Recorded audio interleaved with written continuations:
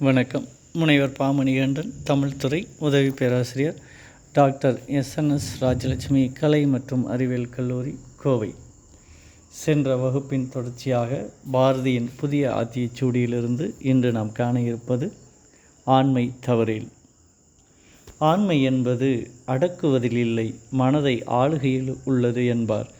இடைக்கால தமிழகத்தில் இருட்டறையில் இருந்த பெண்களின் உலகத்தை வெளிச்சம் போட்டு புதுமை பெண்களாக வரம் வர வேண்டுமென்று ஆசைப்பட்டவன் பாரதி. அவனுடைய இரண்டாவது வரிகளே புதிய ஆத்திச்சூடியின் இரண்டாம் வாசகமாக ஆண்மை தவறேல் என்பதாகும். ஆண் என்பதை நிரூபணம் செய்வதற்கு ஆண்கள் பெண்களை விட பலசாலிகள், புத்திசாலிகள் என்பது போன்ற கருத்துக்களை நிறுவுவதற்கு அவன் சொல்லிய வார்த்தை இதுவல்ல. ஆண்மை என்பது தைரியத்தின் கூடாகவே பயன்படுத்துகிறான்.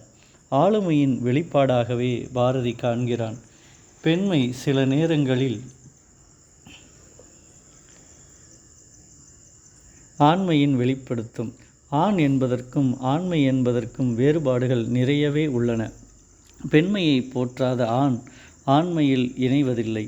எந்த சூழலாக இருந்தாலும் தன் கணவனையும் குழந்தைகளையும் விட்டு கொடுக்காமல் போராடும் பெண்மைக்குள் இருப்பதே ஆண்மை என்பதாகும். பாஞ்சாலி சபதத்தில் பாண்டவர் நிலையினை பெட்டை புலம்பல்கள் என்கிறான். அங்கே பாண்டவர் உடலளவில் ஆண்களே, ஆனால் அவர்களின் ஆண்மையை பாரதி ஏற்கவில்லை. ஆண்மையின் வெளிப்பாடாக பாஞ்சாலியை காண்கிறான். பராசக்தியை பாடினான். பாஞ்சாலி சபதம் என்றே பெயரிடுகிறான். ஆண்மை என்பது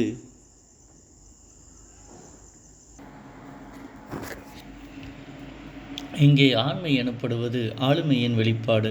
ஆகவேதான் ஆண்மை தவறேல் என்பதை இரண்டாவது வரியாக அச்சம் தவிர்த்தலுக்கு அடுத்ததாக சொல்லி ஆண்மை தவறாமல் இருப்பதற்கான வழியாகும் என்கிறான். அநீதிக்கு எதிராக பொங்குதல் மட்டுமல்லாமல் நமக்குள் தவறு எனும்போது அதை எவ்வித சமரசமும் செய்து கொள்ளாமல் மாற்றிக்கொள்வதும் ஆண்மையே. நிமிர்ந்த நன்னடை,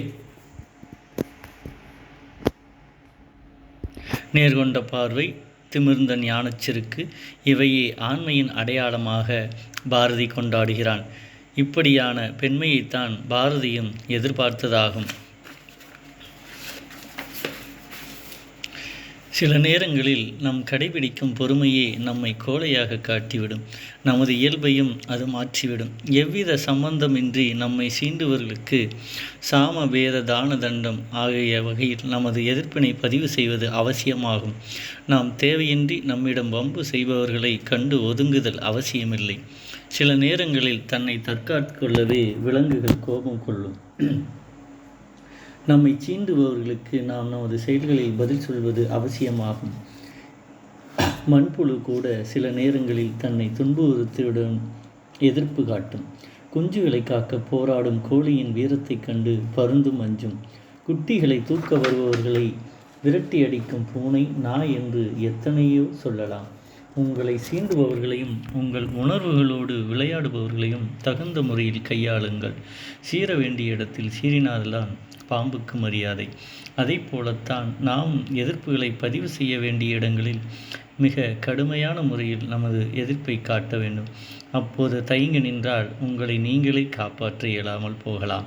வன்முறைக்கு வன்முறை தீர்வு காண இயலாது. ஆனால் அது போன்ற தருணங்களில் ஓடி ஒழியாமல் நமக்கான எதிர்ப்பை பதிவு செய்தல் அவசியமாகும். நம்மை சீண்டுவோர்க்கு செயல்களால் பதில் சொல்வோம். ஏதேனும் ஒரு வகையில் எதிர்ப்பினை பதிவு செய்யுங்கள்.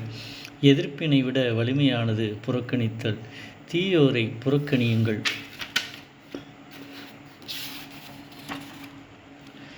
பாரதியின் பார்வையில் ஆண்மை என்பது ஆளுமையாகவே தெரிந்தது.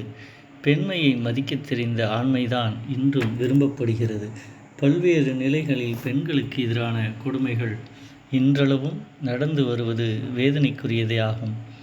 நிவேதிதா அம்மையாரை பாரதியாரின் பெண்மை பற்றிய பார்வைக்கு பட்டை தீட்டினார். பெண் குழந்தைகள் என்றால் பாரதிக்கு அத்தனை பிரியமான ஒன்று என்பதாலோ பாரதி பிறந்த 2 குழந்தைகளும் பெண் குழந்தைகளே. பெண்மையை மதித்து போற்றுவதே ஆண்மை எனப்படும். அந்த ஆண்மையை நாம் சற்று கொண்டாட பெண்களுக்கு மதிப்பளிப்போம். நவநாகரிக உலகில் பெண்மையை போற்றுவோம். பெண்களுக்கு எதிரான குற்றங்களை தவிர்த்திட நாம் வழிவகைகள் செய்வோம். நன்றி.